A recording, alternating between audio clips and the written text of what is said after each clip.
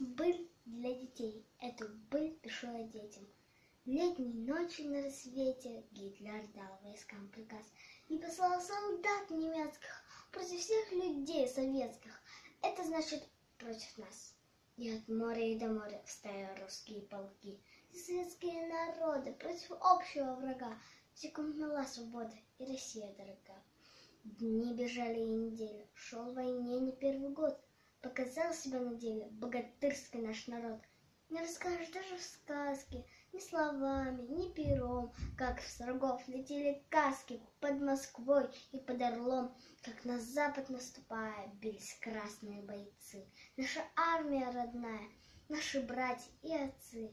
Спать легли однажды дети, окна все затемнены. А проснулись на рассвете, в окнах света и нет войны. Люди празднуют победу, весь летит во все концы. С фронта едут, едут, едут наши братья и отцы.